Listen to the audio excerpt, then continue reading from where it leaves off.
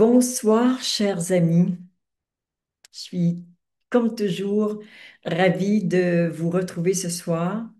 Vous allez voir que ce soir, vous êtes conviés à une méditation très, très particulière, dans un format différent de celui que vous connaissez habituellement. Ah oui, je n'ai pas le thème de la méditation. Ben voilà, on commence sans thème et j'ai absolument pas eu le temps. Compte tenu de toute l'effervescence de la journée et de la préparation, donc je ne suis pas chez nous ce soir, je ne suis pas chez moi ce soir. Je suis à Padoue, en Italie, où aujourd'hui j'ai eu le bonheur de visiter la magnifique basilique de Saint-Antoine de Padoue. J'ai pris quelques photos et je propose que la méditation tourne autour de Saint-Antoine. Je suis toute remplie de sa présence parce que je suis dans la ville où il a habité. Je passais presque toute la journée à la basilique dans sa présence avec ses reliques et tout ça. Donc, je transpire du Saint-Antoine de Padoue et il y en a plein dans les photos que je vous réserve. Donc, ce sera une méditation vraiment très particulière autour de Saint-Antoine de Padoue ce soir. Alors, nous allons d'ores et déjà commencer par la préparation à cette méditation. Alors, comme d'habitude, je vais partager le texte. Il est ici. Alors, nous pouvons le lire ensemble. En tant que présence, je suis, et avec un amour infini pour tout ce qui est manifesté, je crée et ordonne ce qui suit. Cette méditation est espace sacré, protégé et inviolable où seuls peuvent pénétrer et prospérer des fréquences parfaitement accordées à l'intention divine de cette méditation.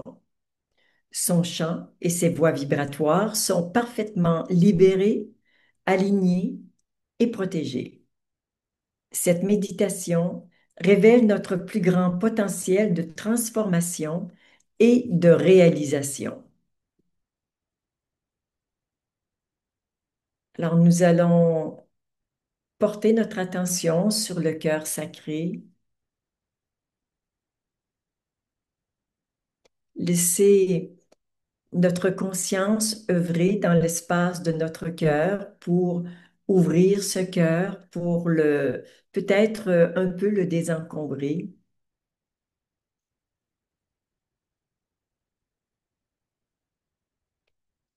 Et puis, je vous invite à relier votre cœur au mien.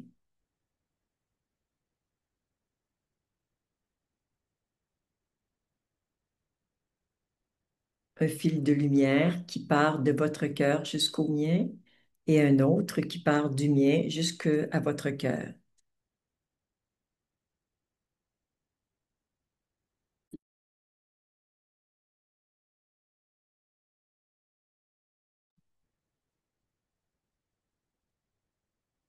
Vous respirez dans cet amour qui circule de plus en plus fluidement.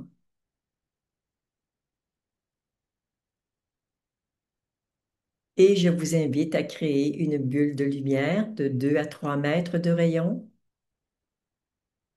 et à vous y déposer tendrement, en toute sécurité.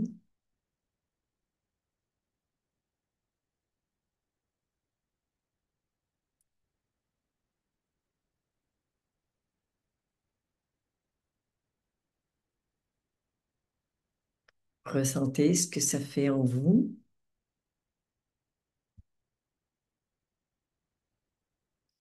Et puis, je vous invite à relier votre cœur à toutes les personnes présentes à cette méditation et à recevoir un fil de lumière dans votre cœur pour que nous formions une seule entité.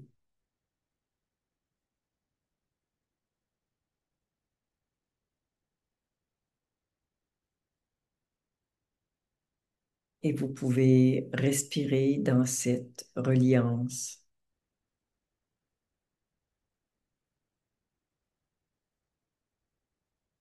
dans cette joie,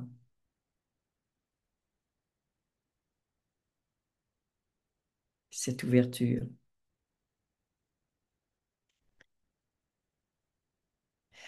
Nous allons maintenant procéder aux alignements que très probablement vous connaissez.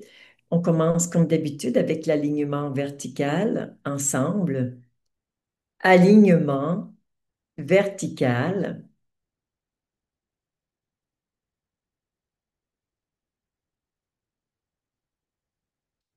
Encore une fois, alignement vertical.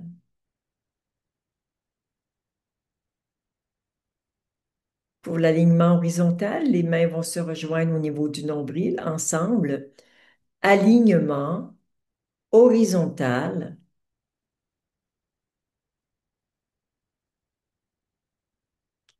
Et encore une fois, alignement horizontal. Pour l'alignement temporel, votre passé est sur la gauche, votre futur sur la droite. Nous allons les unir dans l'instant présent ensemble. Alignement atemporel.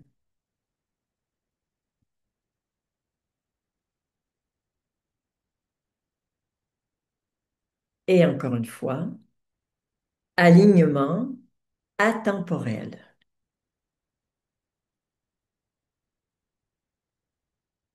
Pour l'alignement multidimensionnel, les bras sont en diagonale et se rejoignent devant le chakra du cœur.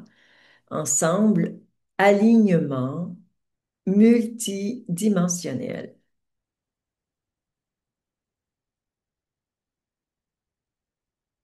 Et dans la diagonale inverse, alignement multidimensionnel.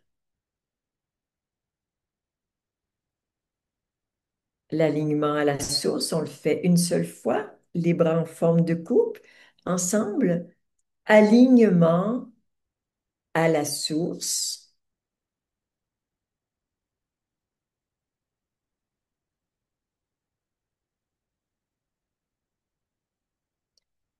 Ressentez ce qui se passe en vous quand vous êtes bien aligné.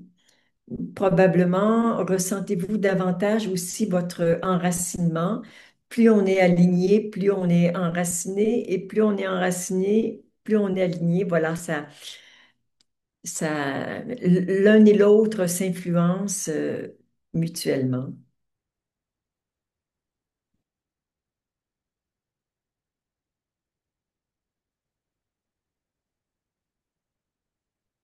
Et nous allons maintenant procéder à quelques nettoyages, notamment celui des entités. Si vous ne connaissez pas le texte, il vient d'arriver en caractère gras ce soir. OK. Alors, il était sur le chat ensemble. En tant que présence, je suis. Et en tant que source d'amour infini, je demande à toutes les entités en moi et autour de moi de retourner à la source ou à l'endroit qui leur convient sans s'accrocher à quoi que ce soit. J'informe ces entités que désormais, elles ne peuvent plus revenir dans la troisième dimension. Je demande à toutes les traces énergétiques laissées par ces entités de retourner à la source maintenant.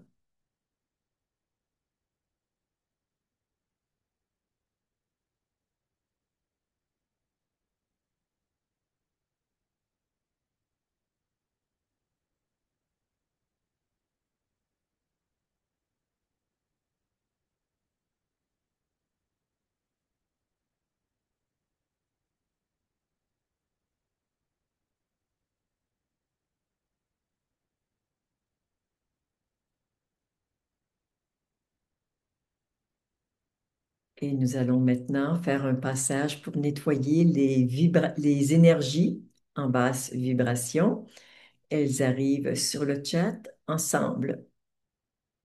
En tant que présence je suis et en tant que source d'amour infini, je demande à toutes les énergies en basse vibration de retourner à la source maintenant, ainsi que tous les liens et toutes les causes dans tous les univers, ainsi que tout ce qui empêche ces énergies de retourner à la source.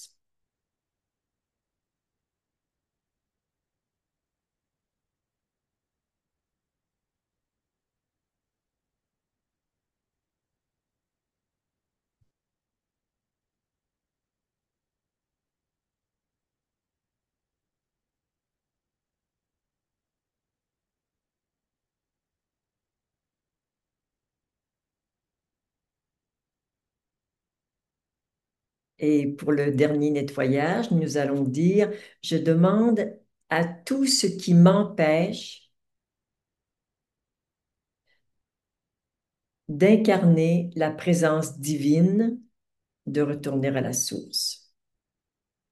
Ensemble, en tant que présence je suis et en tant que source d'amour infini, je demande à tout ce qui m'empêche d'incarner la présence divine, de retourner à la source maintenant, ainsi que tous les liens et toutes les causes dans tous les univers, ainsi que tout ce qui empêche ces énergies de retourner à la source.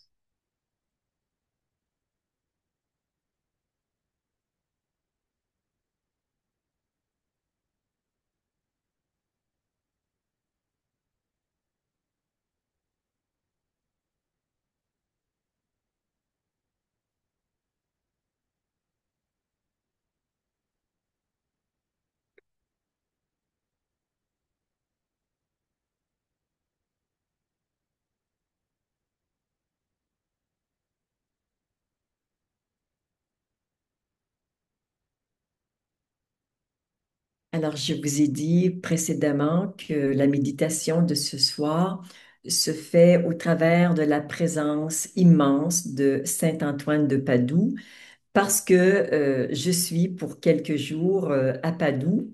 Alors, je vais d'abord vous donner une petite information géographique, ensuite un petit peu plus historique, mais toujours dans la présence immense de Saint-Antoine de Padoue. Alors, je vais partager mon écran pour vous transmettre certaines informations. Alors, je viens, non pas ici, et hop, c'est plutôt là. J'agrandis. Alors, voici. Pour vous situer un petit peu où c'est, moi j'habite ici, Aix-en-Provence, qui est près de Marseille. Donc, j'ai pris un vol hier ou avant-hier pour arriver à l'aéroport de Venise. Et Padoue est à une petite trentaine de minutes de Venise. Donc, c'est un trajet qui est très facile à faire. Et voilà, je vais arrêter le partage. Alors, ce que je pourrais vous dire de Saint-Antoine de Padoue, c'est que la plupart des gens le connaissent parce que quand ils perdent leur clé, ils demandent à Saint-Antoine, qui est réputé pour trouver les objets perdus. J'aurais envie de dire, oui, il est bon pour les clés, Saint-Antoine, mais il est bon pour beaucoup plus que les clés. Si vous avez perdu la foi, perdu confiance en vous, en la vie, si vous avez perdu un être cher, en fait, pour tout genre de perte, quel qu'il soit, et je dirais d'un ordre plus important, voire plus intime que perdre ses clés, évidemment, Saint-Antoine est là pour vous aider. Alors, qui est Saint-Antoine de Padoue? En fait, son nom d'origine, c'est Fernando Marins de Bulhões. Il est portugais. Il est né à Lisbonne, au Portugal, en 1195. d'une famille noble et son père, bien sûr, aurait bien aimé qu'il perpétue la noblesse de la famille, mais ça ne l'intéressait pas du tout, du tout. Et dès l'âge de 15 ans, il entre comme chanoine régulier de Saint-Augustin, qui est un ordre différent des pères Saint-Augustin. Donc, il est entré comme chanoine dès l'âge de 15 ans. C'est vraiment que de se rapprocher du Seigneur qui l'intéressait. À l'âge de 25 ans, il part pour le Maroc parce qu'il voit beaucoup de Marocains, des gens de l'Afrique du Nord arriver chez eux au Portugal dans un mauvais état et il se dit, je veux aller comme missionnaire au Maroc. Alors il part avec quelques personnes sur un petit bateau et finalement les vents sont contraires, il ne réussit pas à se rendre au Maroc et il a une santé très fragile, ce qui fait que il se retrouve plutôt en Sicile, donc au sud de l'Italie, où il va débarquer. Et de la Sicile, il va arriver sur le continent en Italie. Et déjà dans le sud de l'Italie, pour quelqu'un qui a un grand intérêt spirituel, très rapidement, on lui parle de François d'Assise, qui fait une œuvre absolument magnifique, qui a d'ailleurs créé l'ordre des franciscains. Alors, immédiatement, euh, Fernando, qu'on va appeler après Saint-Antoine, c'est le nom qu'il a choisi en reconnaissance du premier père du désert qui s'appelle Antoine, donc c'est pour ça qu'il s'appelle Saint-Antoine. Donc, il part du sud de l'Italie et il monte jusqu'à Assise pour rejoindre François. Il va devenir un grand collaborateur de François. Il va contribuer au chapitre, donc ce sont des événements annuels pour l'organisation de la congrégation de l'ordre des franciscains. Et quand François l'entend prêcher, il voit qu'il a un don de prédicateur qui est absolument exceptionnel. Donc, il va souvent, très souvent, lui demander de prêcher. Saint Antoine est un érudit. Il a une grande formation comme théologien. C'est un amoureux de Dieu et du Christ. Et il parle avec son cœur et il sait vraiment ouvrir les cœurs par ses prêches. Il va convertir beaucoup de gens, les cathares à l'époque, qui sont contre l'Église catholique. Bon, il fait une œuvre absolument magnifique. C'est aussi, en plus d'être un grand prédicateur, c'est un grand thaumaturge. Thaumaturge, c'est quelqu'un qui fait beaucoup de miracles. Donc, on lui attribue des dizaines et des dizaines de grandes guérisons. Euh, il va, pardon, il va décéder à l'âge de 36 ans d'hydropisie. C'est une maladie euh, qui consiste en de l'accumulation de liquide dans les tissus du corps. Et il va mourir donc quand même très jeune. Il a fait une œuvre absolument magnifique. Il est reconnu malgré qu'il a été frère pendant une petite dizaine d'années. Il sera canonisé un an après son décès par Grégoire IX. Saint-Antoine est très souvent représenté avec un enfant dans les bras, avec la Bible, avec un lys qui est le signe de la pureté. Euh, donc, en Italie, je dirais les deux saints qui sont les plus connus, appréciés, sont probablement Saint François d'Assise et Saint Antoine de Padoue. Donc, il a œuvré les quelques dernières années de sa vie à Padoue, d'où le nom de Saint Antoine de Padoue. Je vais maintenant partager avec vous quelques photos que j'ai prises aujourd'hui et qui traduisent bien la qualité de sa présence, de tout ce qu'on peut ressentir quand on est dans cette magnifique cathédrale. Donc voilà, je vais un petit peu réduire mon écran comme ça et l'agrandir ici. Hop, pardon, voilà, comme ça. Alors, c'est un espace qui lui est dédié, un espace très important où, quand on entre dans la basilique, c'est un des espaces qui lui est consacré qu'on sent le plus rapidement. Et ce qui est venu à ma conscience ce matin, dès que je suis entrée à la cathédrale et que j'ai vu une idée d'ensemble et la présence de Saint-Antoine qui est manifeste dans toute la basilique, ça dit hommage à la grandeur de Dieu sur terre à travers la présence de Saint-Antoine. Il était vraiment au service de la grandeur de Dieu sur terre. Alors, voici la première image et la seconde qui est bien empreinte de la qualité de sa présence. Juste ressentez. Ici, c'est un autre endroit très important. Vous allez voir derrière, ici, c'est son tombeau et nous sommes invités à aller poser notre main sur son tombeau et à l'invoquer, à le prier. Donc, c'est le tombeau de Saint-Antoine qui est maintenant dans la basilique. Au départ, il était dans une petite chapelle et on a construit une immense basilique à côté de la chapelle. Je vous en parlerai plus tard.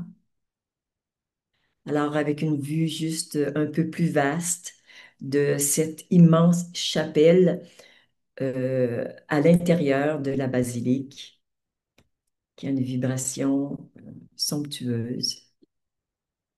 Alors, on voit ici le tombeau de près et on le ressent davantage.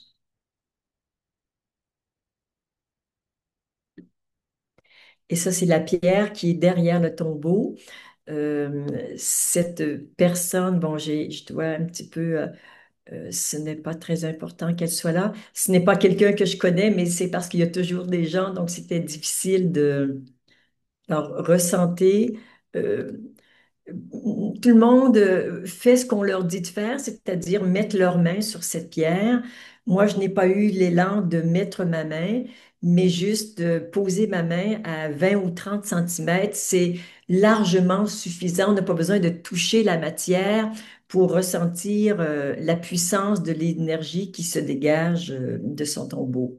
C'est un endroit magnifique qui est totalement habité. Ici, nous avons l'ancienne chapelle où il faisait ses prêches. C'est la chapelle de la Vierge Noire. Il avait je dirais, une attirance, un amour particulier pour la Vierge Noire. La Vierge Noire, c'est la Vierge qui reçoit la semence divine pour créer des enfants de lumière. Donc, quand vous créez à partir de la présence, sans attente, vraiment à partir de cet espace de l'Immaculée Conception que nous avons tous, eh bien, nous sommes dans l'espace de la Vierge Noire. Donc, là, nous sommes dans l'ancienne chapelle et sur la droite a été construit une immense basilique.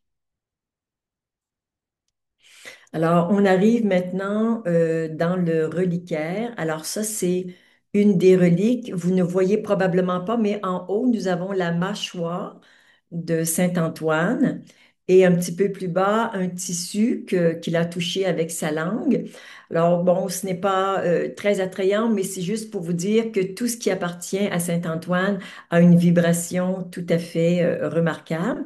Alors, ça, vous avez une vue plus vaste du reliquaire avec ces trois espaces. C'est d'une grande beauté, c'est somptueux. C'est vraiment toute la magnificence divine qui est représentée à travers cette beauté.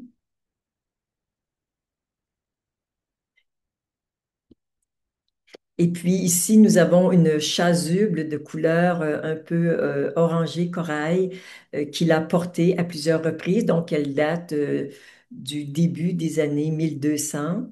Ici, nous avons, et vous ne le voyez pas, mais un bout de papyrus ou de papier sur lequel il a écrit, donc on peut voir son écriture. Et chaque endroit de ce reliquaire est euh, tellement riche en sensations, en vibrations. Et ça, c'est la dernière petite chapelle que je vais vous montrer. C'est une chapelle dans la basilique. Il y a, je crois, peut-être une dizaine de chapelles. Celle-ci, elle est pour les personnes, pour les fidèles qui veulent simplement méditer en silence. Et c'est ce que nous allons faire ensemble. Donc, je vais mettre cette magnifique photo de Saint-Antoine qui, une fois de plus, est représentée avec un enfant dans les bras.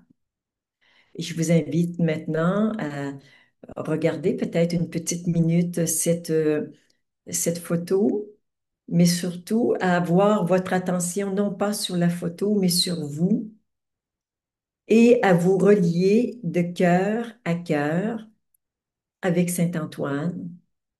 Donc, à partir de votre cœur sacré jusqu'à son cœur sacré, et vous recevez un lien de lumière de son cœur jusqu'à votre cœur,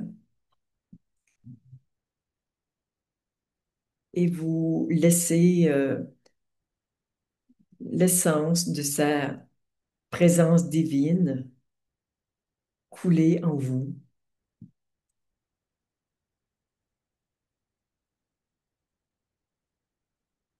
juste dans l'ouverture.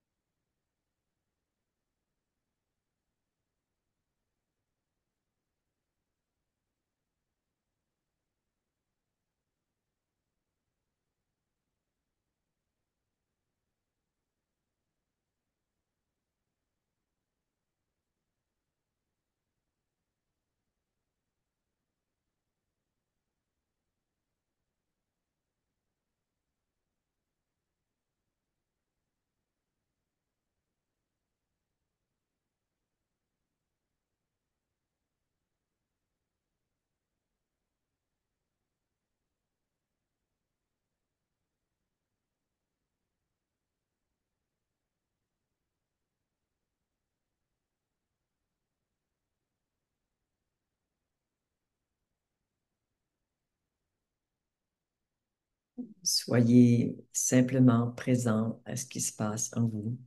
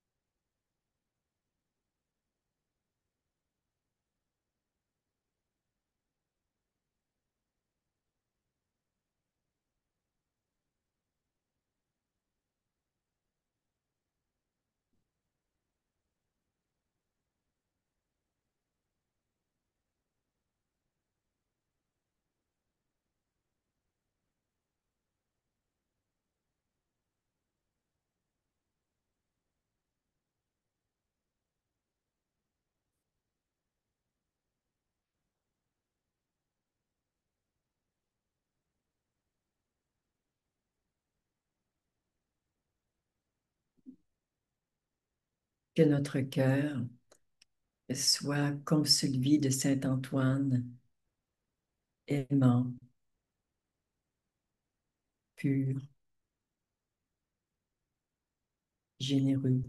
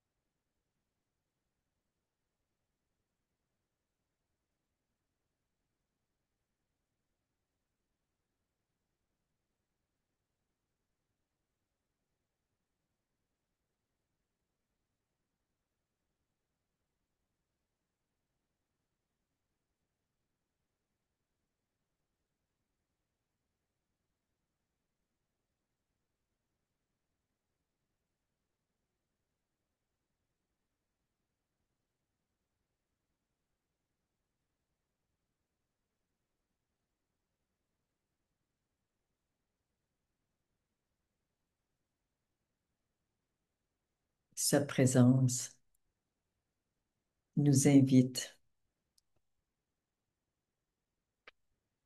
à honorer la grandeur de Dieu sur terre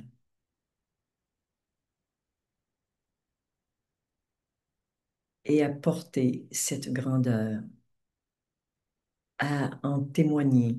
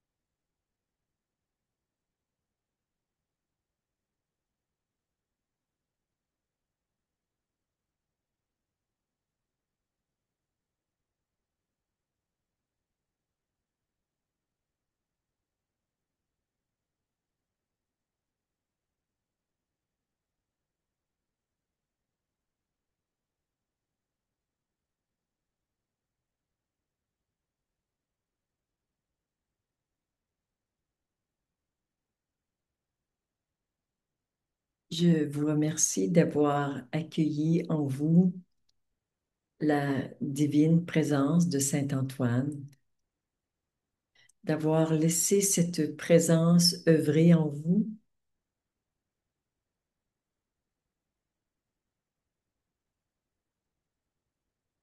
et de faire confiance au processus dans lequel nous sommes tous ensemble, qui fait en sorte que plus nous nous rapprochons du divin de quelque manière que ce soit, plus nous retrouvons la vérité de qui nous sommes, la vérité de qui nous avons toujours été, mais que nous avons parfois oublié.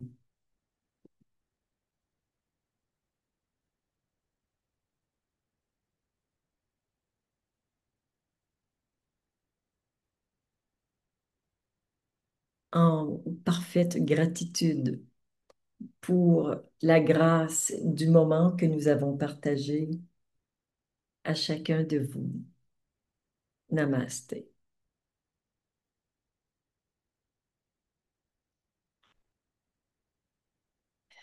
Nous allons maintenant demander à notre amie Marie Ravelingien qui a peut-être quelques mots à partager sur ce divin moment. Bonsoir Marie, Bonsoir. merci d'être là encore une fois. Qu'est-ce que tu pourrais partager avec nous aujourd'hui? À aucun moment, il n'a été utile de prendre mon crayon. J'ai été traversée par ce témoin de la pureté, de la beauté, de l'innocence Mm. et qui vient enraciner Dieu en moi et ma foi. C'est tout ce que j'ai à dire aujourd'hui. C'est beau, Marie, c'est beau. Quel beau témoignage tellement vivant qui se rapproche probablement de l'expérience de plusieurs personnes qui ont fait la méditation. En tout cas, il se rapproche bien de la mienne et merci pour ces mots si justes. Merci, Marie. Merci. Merci à toi d'être là-bas. Oui, j'y étais un peu pour vous, donc c'était un grand bonheur pour moi de partager cette méditation à partir de ce lieu particulier. Merci. Et tu vois,